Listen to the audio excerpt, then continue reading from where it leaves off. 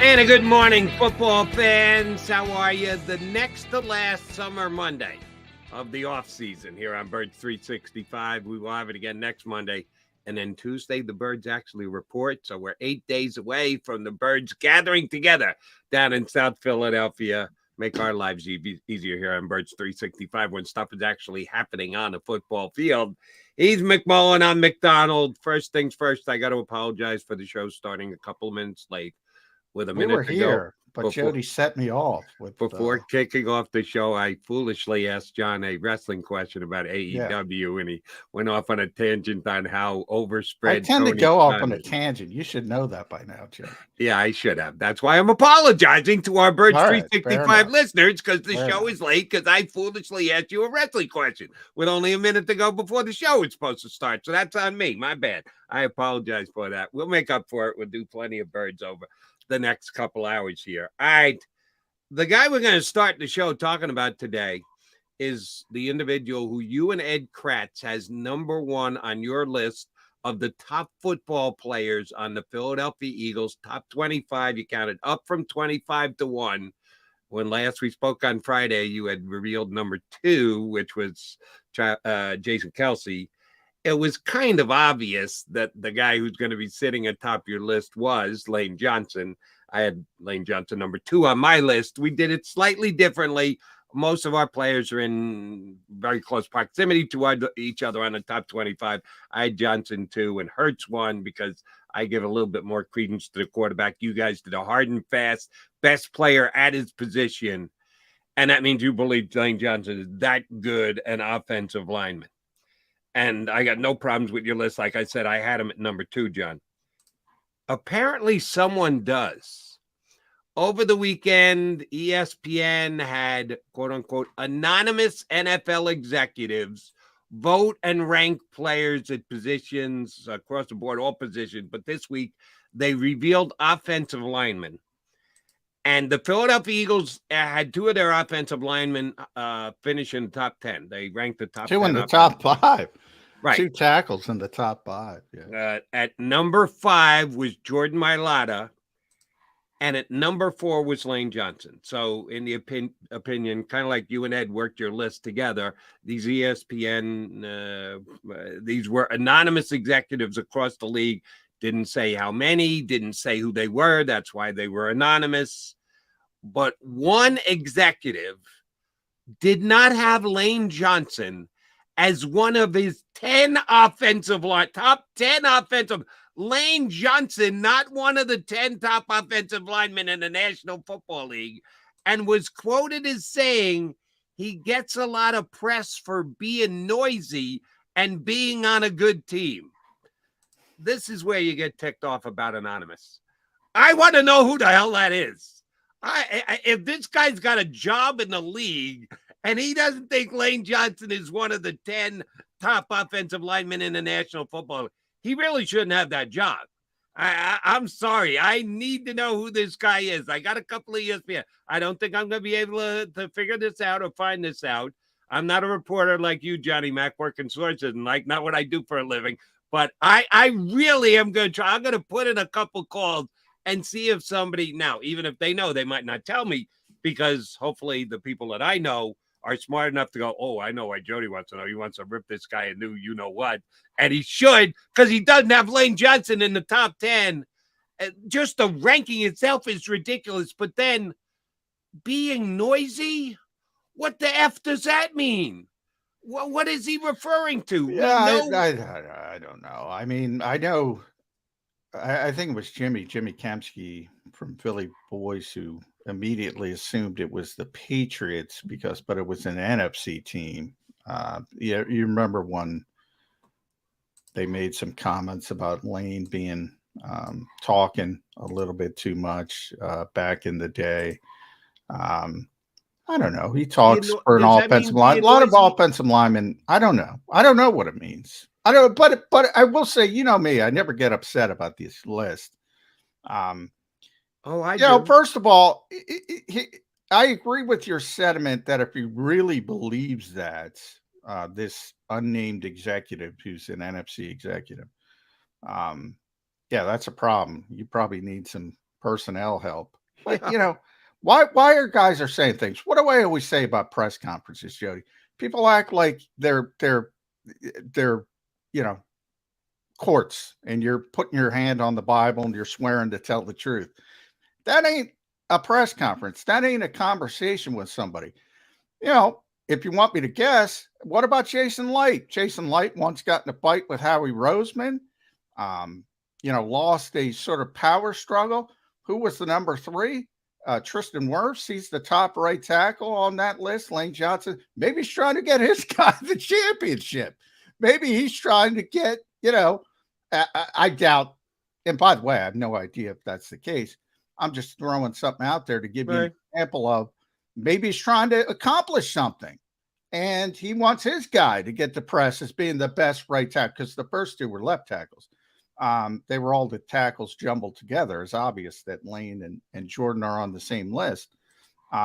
So Lane ended up being the second right tackle behind Wirfs in Tampa Bay. He's a very good player, but I would put Lane ahead of him. But, all of a sudden, if you don't put him on your top 10 list at all of a sudden, Wirfs may jump up ahead of him. You may have figured it out before our very eyes, John. I'll give you credit for that. Maybe you're trying to accomplish something. And that's why I don't take these lists seriously, because everybody has an agenda in this league. Everybody.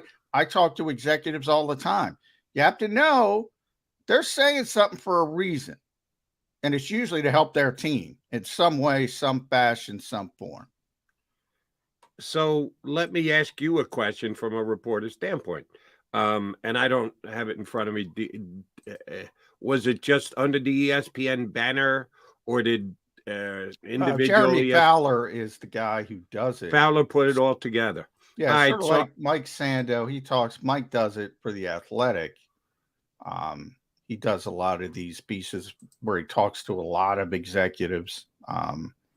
And Jeremy's very plugged in, talks to a lot of executives. But, I got to see these things tend to be, they can't be very scientific, because you can't spend a lot of time. You fire off a bunch of emails or text messages, and whoever answers.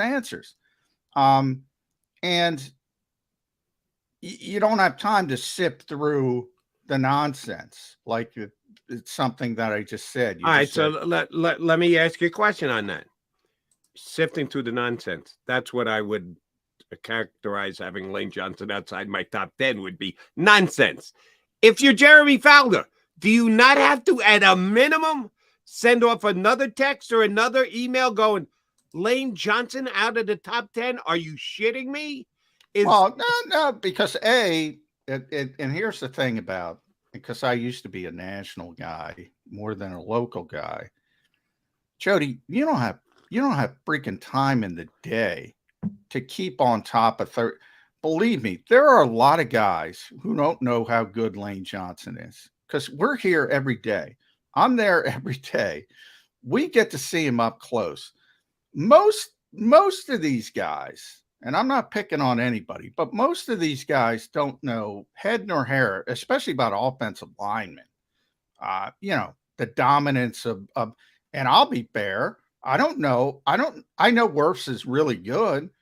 I don't watch every stinking Tampa Bay game. Maybe he is better, but I think Lane's been doing it longer and all that kind of stuff. But they're not on the ground floor of every team, of every belt. And most of them don't even go anywhere now, because the things have shifted, and they do all their work from their office or their home. And occasionally they might show up, locally. You'll see Garofalo down at the Eagles, and I'm sure he'll be there for opening weekend. All right, but we're not talking about Jeremy Fowler's ratings. We're talking about executives around the league's ratings. He's just a compiler. He's just putting a list together. And he did have to get back to a guy, because somehow he came up with a quote of, he's on a very good team and he's noisy. So he got a follow-up quote from the guy. I would have liked to just have heard more about how the hell he had Lane Johnson out of the top 10. This is an executive in the league. This isn't a Mike Garofalo or a Jeremy Fowler who's doing their work from home, watching video. This is a guy whose job it is to know. No, I'm saying, if somebody left Patrick Mahomes off the top 10, like everybody's going to go, hey, did you forget Patrick Mahomes? Because everybody knows the quarterbacks and it's so high profile. And, do you know Patrick Mahomes? I'm saying in reference to offensive lineman, he might not even realize how good Lane Johnson is to answer the question, was what I was trying to say. As strange as that sounds to some people. And I don't know. Maybe he does, maybe he doesn't. I have no idea. But the second part is from the reporter standpoint. Yeah, you're not getting these guys for 20 minutes. Right. You're getting one text message back. And if you send a follow-up, they might go, fuck this guy. I got stuff to do. I mean, it's not like you're getting 45 minutes. Right. With it's not their obligation to answer your questions. I get that. But here would be my point, and we have no idea who the individual is. John gave us a pretty good theory on who it might be. If you're going to do something that stupid, just say thank you. No, don't get involved. Well, all the time. I am too busy being whatever position I have is my job to do. I don't have 10 minutes, 5 minutes, 2 minutes to answer your question. If you're going to say something as stupid as Lane Johnson is not a top 10 offensive lineman in the NFL, don't embarrass yourself. Just say, yeah, no comment. There's always, from a reporter standpoint, I'll see an MVP vote or an all-pro vote or something of that nature. And it's one random vote for some guy, and right off the bat, whatever team it's from, it's somebody who covers that team. Right. And well, that's easy enough to figure out. And you can say, well, this guy shouldn't have a vote. This is unrealistic and all that kind of stuff. None of these things are perfect. And certainly these lists are imperfect because everybody's got an agenda, but when you have executives talking about players, look, we're getting 15 minutes out of it. When you have executives talking about players, it generates interest from the public. Sure. And that's why people do it. That's why Mike Sando does it. That's why Jeremy does it. But executives are like anybody else. They don't know about other players' teams. Well, superstars, sure. But less known positions, offensive line being one of them, they're hyper focused on their own guys. There's a lot of NFL GMs that think they have better right tackles than Lane Johnson because that's how hyper focused they are on their own teams, and they want to will it to be, and it's not. And I guarantee you, whether it's, and it's got to be at a certain level, but whether it's Duke Tobin or whether it's Howie Roseman, he thinks his guy's better than Patrick Mahomes. And he should. But it's not realistic, but that's sort of part of the gig. All right. But here's the problem with your line of logic. It was one executive. He's got one right tackle. He put 8 other right tackles, 8 other tackles in the National Football League ahead of Lane Johnson. I'm sorry, you got to know better. If you're holding down a title, holding down a position in a front office in the National Football League, and you don't have Lane Johnson as one of the top 10 offensive line, you should be fired. There's no explanation. There's no. I got to. Well, I just gave you one. I have to trying to get his guy a listing that somehow. Well, it's just dumb. And you shouldn't be fired because of any goofy list. I mean, the top 100 players on the NFL Network. I tell this story all the time. I've been in the locker room every year when the NFL Network people come to poll the Eagles on the top 100 list. And basically, they put down a bunch of other Eagles. And they don't put down 100 players. They put down 25, 30 players that they think of in that 2-minute span, because that's about all the inference they put on it.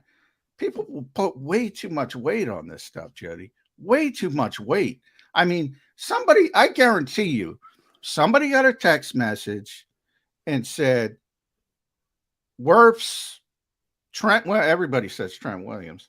And maybe Mailata, maybe not, and that's it. and they don't even put down 10.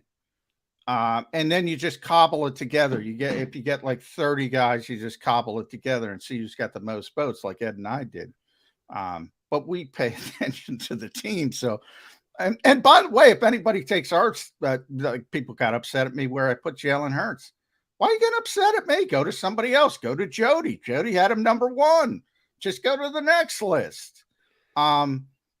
People put too much weight on these lists. Well, way too much weight. Guilty as charged, because I get your thing about the players voting for Pro Bowl, whatever.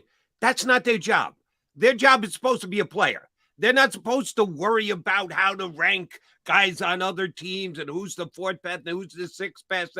I get that those lists can be kind of whack because they're asking someone to do something that isn't their job. If you're an executive in the league, your job is to evaluate players on your team and other teams. Now, you don't get paid to do it for ESPN. You're doing a favor for ESPN, but that is your job. That's what you're paid to do. It's not their job to answer Jeremy Fowler. And by the way, Jody, if it's true, then here's what you do, John. If you're that guy and you get this list and you go, Jody McDonald's going to be giving me shit about it on Birds 365. Here's my response. No comment. If you're going to send it back to Jeremy Fowler, then take the time, do it right, and don't do something as asinine as not having Lane Johnson in the top 10 of offensive linemen in the league. That is your job. When you accept the responsibility of answering the question, you can't do it as foolishly as that executive did. They're not going to be judged on a text message to Jeremy Fowler. If they're judged by me, you bet your ass I'm judging them today. If they're that bad at personnel, that will be borne out over their job in their particular city. And that's what they will lose their job over. And that very well might happen. If it's, I just gave you a theory. If it's Jason Light, well, he's already proven himself to a certain degree. And he might be trying to accomplish something for his guy. Could be a whole host of reasons. But my main point is what you said there, take the time. I guarantee you every single one of those guys didn't take the time. They were nice enough to answer a text message and say, this is who I think is the best tackle. And then they spent that 10 seconds or whatever to get that text and maybe a minute thinking about it. And that's the extent of it. So let me ask you this then. Would it be okay if you're suggesting Jason Light did this and you could figure out the reason? So, I have no idea. I have no idea if he did it. I'm just right. Whoever, but Executive X is doing so for a reason to elevate his own player, whatever his reason is. So would then you not have a problem with Howie Roseman leaving Patrick Mahomes off the top 10 quarterbacks in the league? Because you would elevate Jalen Hurts' status because Mahomes is one of the guy who's actually ahead of Hurts. I would have no problem at all, except thinking, well, you're crazy. I mean, it's not my problem. This executive is crazy. It's not my problem. But I would know if Howie did that, he'd be doing it for a reason. I would know that. And I would say, well, all right, Howie's trying to bolster his guy. I know deep down Howie knows who the best quarterback in the NFL is. And I know deep down who he's going to say the best quarterback in the NFL is. And I understand both reasons. So again, that's why I never take any of these lists all that seriously.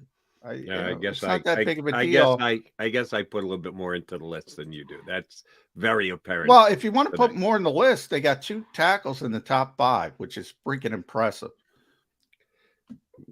Well, if again, 4 is too low for Lane Johnson. There are 64 starting tackles in the NFL. The Eagles have 2 of the best 5.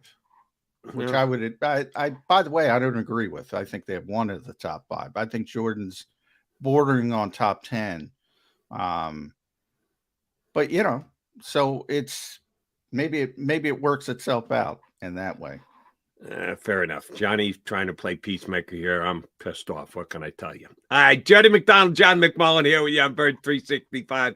I spy with my little eye our first guest of the day. He is in the green room. He's getting ready to join us. He's our pal Jeff Kerr from CBSSports.com. He's up next here on Birds 365.